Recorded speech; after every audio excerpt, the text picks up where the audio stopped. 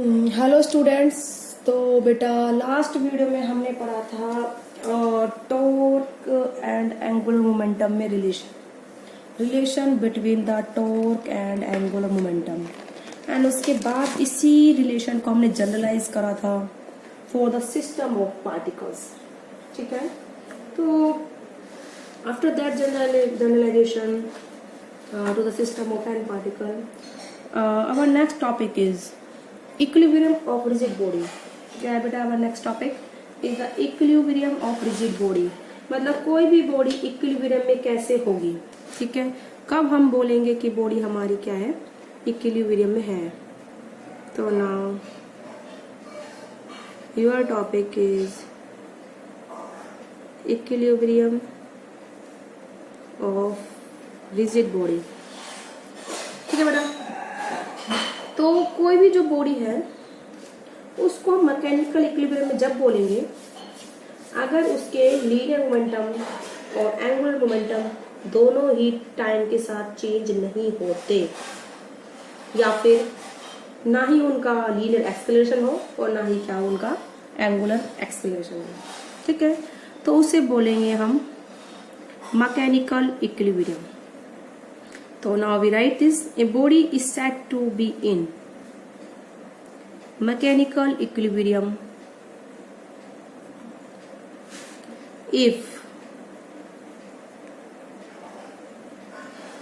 कब बोलेंगे? If its both linear and angular momentum are not changed with time. If both of its linear momentum and angular momentum does not change with time.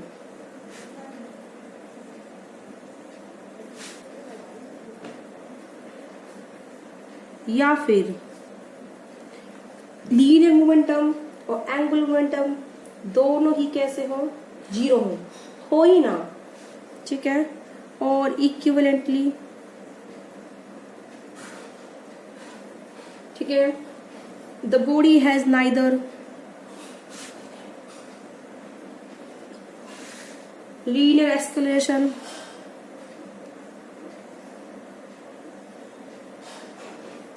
Nor angular acceleration.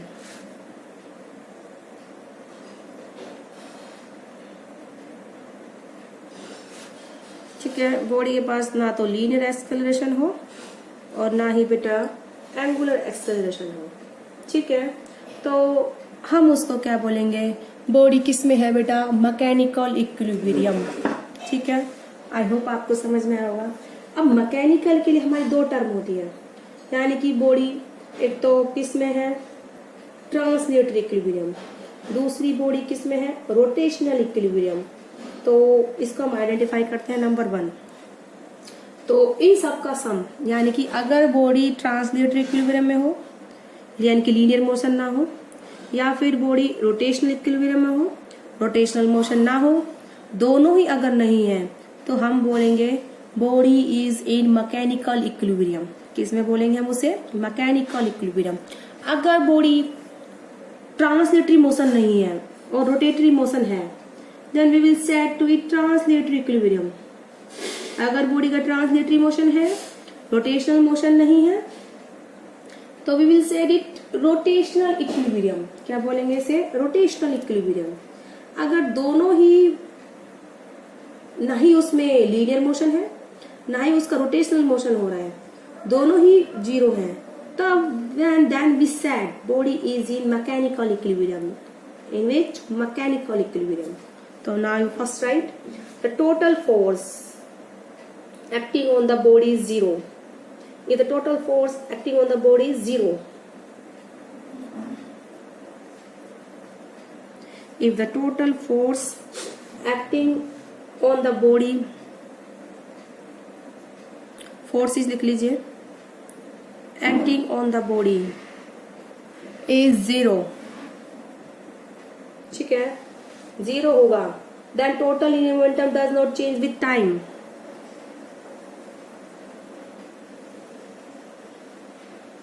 then total linear momentum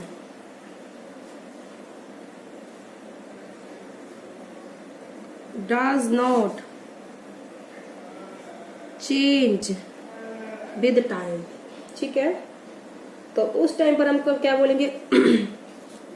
it give the condition of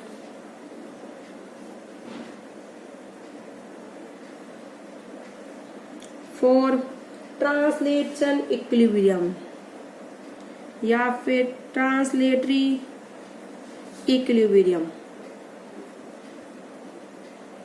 ठीक है बेटा, तो यानी कि force on first particle, number first four, total force F1 plus F2 plus nth force, सबका सम कितना होना चाहिए बेटा?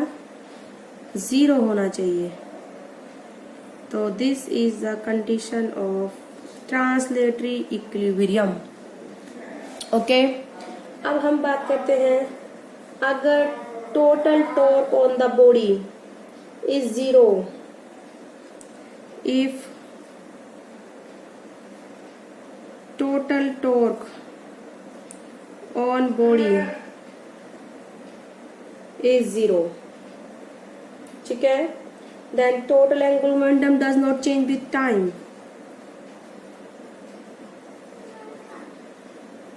अगर बॉडी पर टोटल टॉर्क क्या है? 0 है, तो बॉडी का टोटल एंगुलर मोमेंटम चेंज नहीं होता ना। तो इससे हमें क्या कंडीशन मिलती है? रोटेशनल इक्विलिब्रियम की। ठीक है, it gives the condition of rotational equilibrium.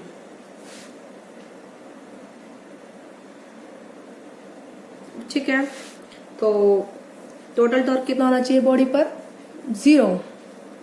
तो τ1 plus τ2 plus τn is equal to the 0। Clear है? तो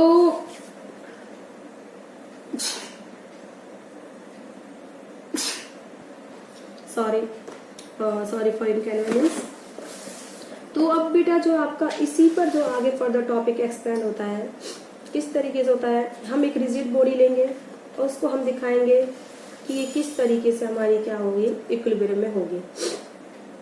ठीक है, मैं इसका एक आपको एग्जांपल लेके दिखाती हूँ रोड के लिए। ठीक है, तो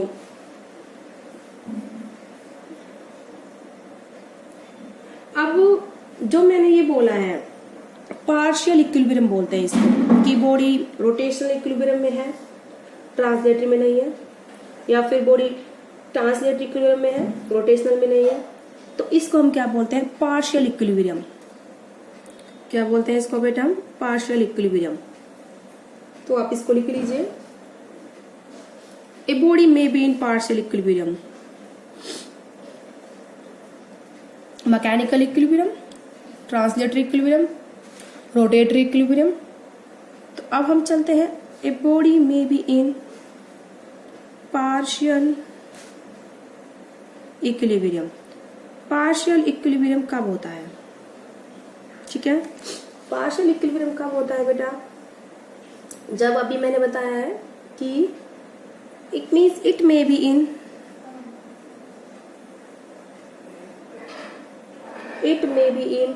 ट्रांसलेशन इक्विलिब्रियम,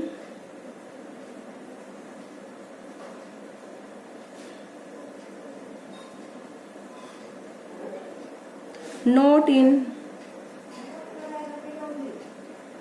rotational equilibrium।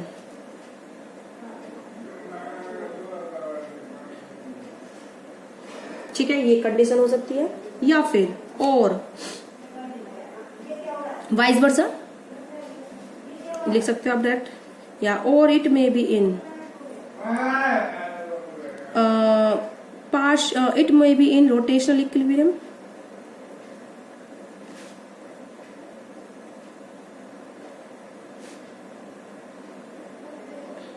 ठीक है, नॉट इन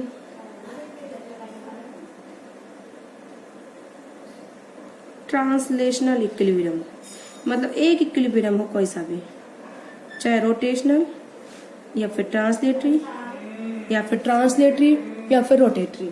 ठीक है, तो इसके लिए मैं आपको एक एग्जांपल दिखाती हूँ। ठीक है, एग्जांपल, तो हम एक रोड लेते हैं कंसीडर, ठीक है, जिसका मास बहुत कम है। Consider a rod A B. ठीक है, हमने एक रोड ली है जिसका मास क्या है, नेग्लिजिबल है। ठीक है, विच मास इज नेग्लिजिबल।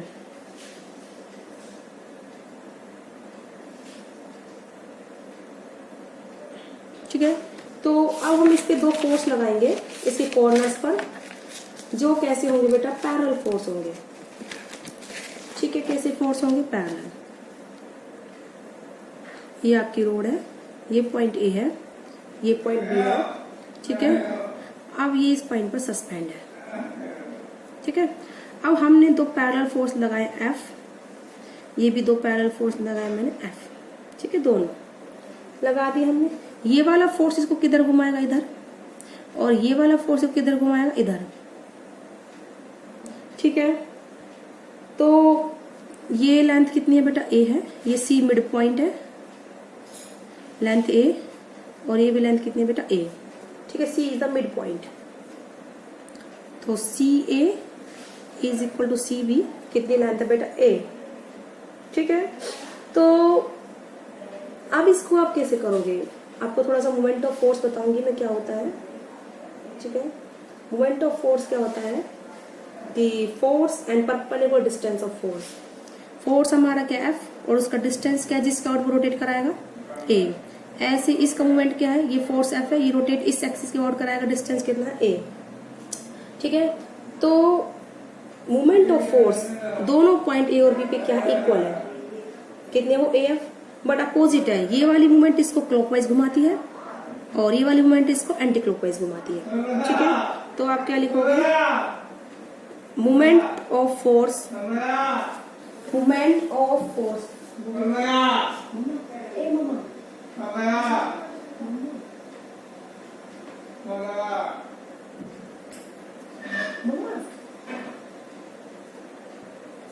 तो बेटा मोमेंट ऑफ फोर्स, ठीक है, सॉरी फॉर इनकन्वीनियंस, तो मोमेंट ऑफ फोर्स हमारी कितनी होगी, that is equal to the a perpendicular distance and force F. ठीक है, at the both point are equal, at both point A and B are equal, but opposite in sense. इनकी sense क्या है बेटा, opposite है। ठीक है, तो नेट मूवमेंट क्या होगा, जीरो, मतलब कोई भी रोटेशनल मोशन नहीं होगा, तो मोमेंट ऑफ फोर्स क्या होगी, नेट कितनी होगी बेटा, जीरो होगा। तो क्योंकि ये वाला जो मोमेंट ऑफ फोर्स है, force F perpendicular distance A from the axis of rotation, ऐसे फोर्स एफ परपेंडिकुलर डिस्टेंस ए, तो दोनों की सेंस ऑफ रोटेशन क्या अपोजिट है। ठीक है, therefore there is no rotational motion of the body, तो इसको हम क्या बोलेंगे, रोटेशनल इक्विलिब्रियम। क्या बोलेंगे बेटा हम इसको, रोटेशनल इक्विलिब्रियम। तो the system will be in rotational equilibrium. तो ये किसका एग्जांपल हो गया बेटा, पार्शियल इक्विलिब्रियम का, जिसमें बॉडी कैसे है बेटा, रोटेशनल इक्विलिब्रियम में है। ठीक है, तो लेकिन अगर आप देखना चाहो टोटल सम ऑफ फोर्स, ये फोर्स दोनों पैरेलल है, अपोजिट डायरेक्शन में नहीं है, कैंसिल बिल्कुल नहीं करेंगे, तो total sum of force, total sum of force is not equal to zero. Therefore body या फिर rod is not in translatory equilibrium।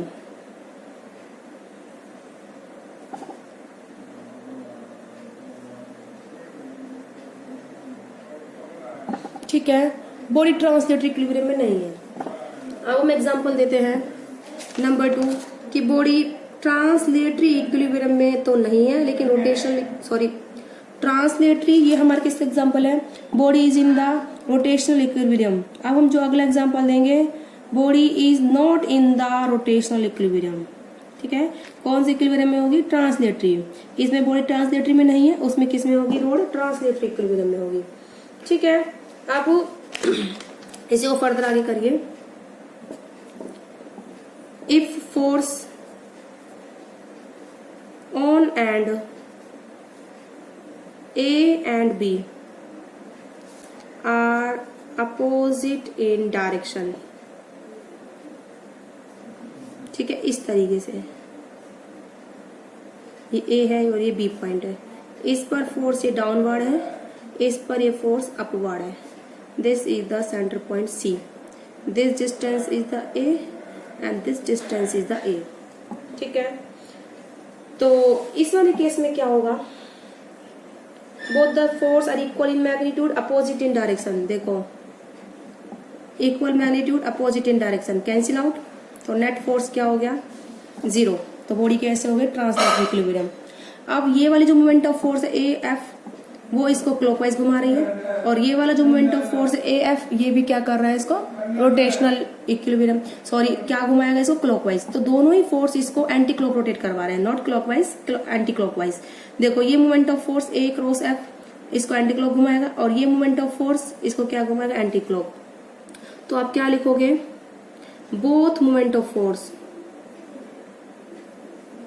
Both moment of force जो कि कितनी है, A into F, rotate rod in anti clockwise direction. ठीक है, therefore rod is not in rotatory equilibrium. ठीक है, but sum of force is equal to 0, equal opposite है, therefore rod is in translatory equilibrium. अगर sum of force कितना हो जाए, linear force का सम कितना हो जाए, 0 हो जाए, तो बॉडी हमारी किस में होती है, ट्रांसलेटरी इक्विलिब्रियम में। अब दोनों ही टॉर्क होता है moment of force into perpendicular distance A, इसको एंटी क्लॉक घुमाता है, ये वाला फोर्स भी, और इसका परपेंडिकुलर डिस्टेंस ए हो गया, ये वाला टॉर्क भी इसको क्या करता है, एंटी क्लॉक घुमाता है। तो दोनों ही एंटी क्लॉक घुमाएंगे इसको, इस तरीके से रोड एंटी क्लॉक घूमेगी। तो इस चीज को हम क्या बोलते हैं, this is the example of the partial equilibrium.